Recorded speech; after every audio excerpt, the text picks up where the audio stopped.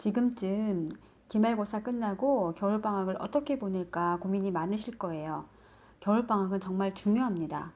한 단계 업그레이드 시킬 수 있는 시간이기 때문이죠.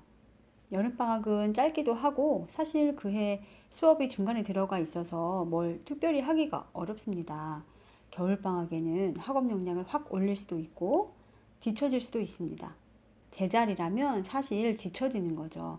다른 친구들이 다 더 열심히 했다면요. 참 서글픕니다. 상대평가라는 제도가 누군가 오르면 또 다른 누군가는 떨어지는 구조니까요. 이런 상황만 탓할 수도 없고 우리는 그저 우리 아이가 조금 더 알차게 보낼 수 있도록 도와야 합니다. 최근에는 코로나 때문에 학업차가 더 벌어질 것 같아요. 관리되고 열심히 하는 친구들은 공부할 시간이 더 생기는 거고, 안 하는 친구들은 그냥 놀 시간만 늘어난 상황이잖아요. 더욱더 신경 써서 대화하고 동기부여하고 하는 게 중요할 것 같습니다. 저학년이라면 책을 많이 읽을 수 있고 영어도 더 집중적으로 듣고 읽고 할 수 있겠죠. 고등이라면 뭐 국영수 하고 내신도 조금 챙기고요. 어떤 학년에게도 누구에게나 중요한 시간이지만 그래도 그 중에서도 가장 중요한 방학을 꼽으라면 예비 고3 겨울 방학이겠죠. 그래서 오늘은 특별히 예비 고3의 실패담을 들려드립니다. 저희의 얘기예요. 지나고 보니 저는 이 예비 고3 겨울 방학을 너무 잘못 보내서 후회가 많았거든요. 다시 예비 고3 겨울 방학으로 돌아간다면 1. 잘하는 주요 과목 우습게 보지 말자. 자만 금지. 저희의 실패담의 시작은 11월 모의고사로 돌아갑니다.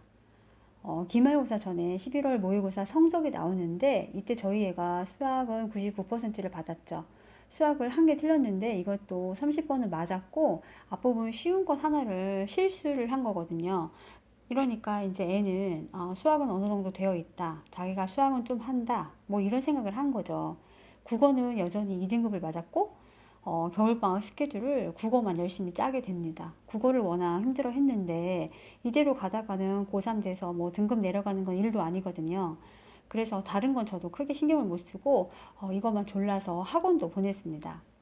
계속해서 안 되면 방법을 바꿔보는 것도 좋다고 생각하거든요. 그래서 이제 봄이 되고 첫 3월 모의고사를 봤는데 역대 최악의 수학 점수를 받았습니다. 이과에서 그것도 평소 잘한다고 생각한 수학이 흔들리니까 아이와 저는 정말 멘탈이 이때 붕괴됐었죠. 다른 과목이었다면 그렇게 힘들진 않았을 거고요. 어려운 문제만 틀린 게 아니고 3점짜리 그 쉬운 것도 여러 개를 틀리면서 겨울 내내 수학을 많이 안 했던 게 그대로 드러난 거죠.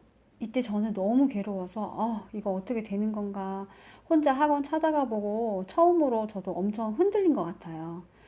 그런데 보통 고3 입시 학원들 커리큘럼이 고2 겨울방학 시작하면서 1년 스케줄이 시작돼요. 그러니까 12월 말부터 2월까지 늦어도 3월 초에 기본을 한번 다 나가고 학기가 시작되면 두 번째 단계가 새로 시작됩니다. 그러니까 저희 애는 4월이 이미 시작돼서 학원에 가려니까 진도 나가던 반 중간으로 들어가야 하는 거고 애매하더라고요. 그리고 무엇보다 저희 애가 절대 수학학원 안 간다고 했어요. 자기가 공부를 안 해서 그런 거고 학원 유무와는 상관이 없다. 수학은 어떻게 공부해야 하는지 안다. 자기가 알아서 하겠다고 하더라고요. 이때 저희 애가 국어는 본인도 방법을 확실히 모르겠다고 학원을 다니고 있었고요. 그래서 아무리 끌고 가려고 해도 애가 안 가니까 그냥 3학년 봄을 초조해 하면서 보냈습니다. 다행히 애는 3, 4월 이제 수학을 제 궤도에 올려놓고 다음 모의고사부터 수능 때까지는 안정적으로 1등급을 맞았어요. 그런데요, 이 수학 하나를 궤도로 올리면서 다른 내신 과목들이 우수수 떨어졌답니다. 중간고사에서 기타 과목들 몇 개가 와르르 무너진 거죠. 기말고사에서 노력해서 회복하려고 했지만 몇 과목들은 3등급을 맞고 난리였죠. 3년 동안 내신 중에 3학년 1학기 내신이 가장 최악이에요. 원서 쓸 때 그 내신 하향 곡선 때문에 무지무지 걱정하던 생각이 납니다.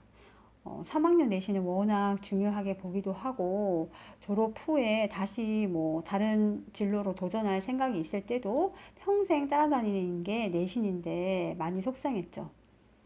11월 모의고사 잘 나온 과목 겨울방학에 대충 하다가 1학기에 회복하려면 다른 내신 과목들 시간 할애 못해서 꼬이는 겁니다.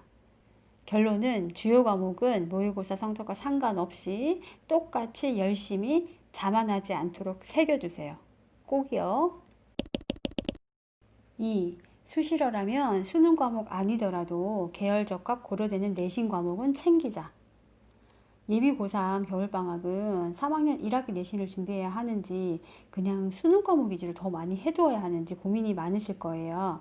특히 3학년 내신 과목이면서 수능을 치르지 않을 과목에 대해서 어느 정도 준비해야 하느냐가 가장 문제일 겁니다. 내가 명확하게 수시파인지 정시파인지 결정이 되어 있다면 문제가 안 되지만 보통의 경우는 두 가지를 다 고려하시거든요.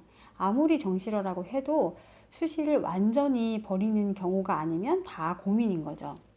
모의고사 못 나온 걸로만 조합해서도 내신 점수로 갈 수 있는 대학보다 훨씬 잘 나온다면 정시로 돌리고 정시 준비만 하시면 돼요. 하지만 극명하게 그렇게 수시는 버릴 수밖에 없는 경우가 아니라면 무조건 수시 내신 챙기시라고 말씀드리고 싶습니다. 그래서 수시러라면 준비가 안 된 내신 과목이 있다면 한번 미리 보시기를 추천드립니다. 저희 애가 그 수능 과탐, 과학 과목으로 생명을 하지 않았는데 3학년 내신으로 생명 2 과목이 개설되었어요. 이때 정말 하나도 미리 공부를 안 했었는데 완전 구멍이 나더라고요. 학기 중에도 물론 덜 했겠죠. 성적이 이렇게 고루 좋다가 한두 과목에서 확 떨어지는 내신을 받으니까 평균 내신이 확 떨어지고 또 그렇습니다. 그것도 다른 기타 과목이면 문제가 덜한데 과학 과목이라서 이공계열에서 중요한 수, 과학 평균이 확 내려갔죠. 국립대나 교대 학종에서는 전 과목을 보지만 많은 학교에서는 계열별 주요 과목을 보거든요. 교과 전형에서도 국영수과 이렇게만 보는 학교도 있고요. 그러니까 모든 과목을 다 챙기기는 어렵다고 한다면 계열 적합성 고려되는 내신 과목이라도 미리 준비를 해보세요.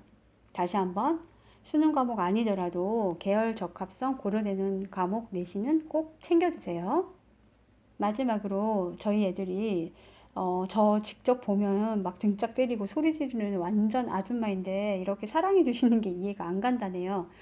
저는 전문가가 아니고 그저 동네 아줌마입니다. 중요한 상담은 꼭 전문가와 해주시고요. 저는 참고용이에요.